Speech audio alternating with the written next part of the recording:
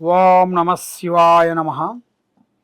తదుపరి రాశి మిథున రాశి ఫలితాలు. జూన్ నెల 2026.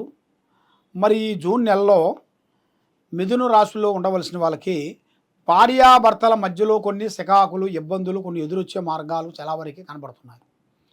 మరి కుటుంబంలో కూడా ఎంత ప్రశాంతం ఉన్నా కూడా ఇంట్లో డబ్బు నిలబడుకోకుండా ఉండటం, మరి ఎక్కడెక్కడి నుంచో సమస్యలు, లేనిపోయిన సమస్యలు కొన్ని రావటం, నమ్మిన వాళ్ళు మోసం చేయటం, నమ్మక ద్రోహం జరగటం, ఇలాంటి సమస్యలతో చాలా వరకు సతమతం అయిపోతున్నారు. మరి నమ్మిన వాళ్ళు, సాకారం చేస్తున్న వాళ్ళు డబ్బులు వీళ్ళ చేతిలో ఎక్కువగా నిలబడదు. మరి వీళ్ళ జాతక యోగాన్ని బట్టి చూసుకుంటే స్నేహానికి ఎక్కువ విలువిస్తారు, అభిమానిస్తారు. కానీ బంధుమిత్రులలో కొన్ని కలహాలు ఎక్కువగా కనబడుతున్నాయి. స్నేహంలో కూడా లేనిపోయిన సమస్యలు కొన్ని ఎదురవుతున్నాయి. ఎవరు నమ్ముతారో నమ్మిన వాళ్ళ నుంచి లేనిపోయిన సమస్యలు. బాగున్నారు, వీళ్ళకేం తక్కువ, మంచిగా ఉన్నారు, అభివృద్ధిగా ఉన్నారు, పైకి వస్తున్నారని ప్రజా దిష్టి కూడా ఎక్కువగా కనబడుతుంది. మరి ఈ మిథున రాశి వాళ్ళకి ఏ కార్యక్రమం చేసినా, ఎక్కడ పోయినా కొన్ని జాగ్రత్తలు కొన్ని పాటించాలి.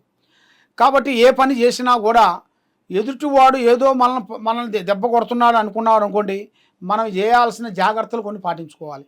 ఏం కాదులే, మనల్ని ఏం చేయలేదులే అనుకోని మనం ముందుకు పోయారు అనుకోండి, లేనిపోయిన దాంట్లో మనల్ని ఇరికిస్తారు, లేనిపోయిన సమస్య ఎదురవుతుంది. దానివల్ల లేనిపోయిన సికాకులు పడతారు మీరు.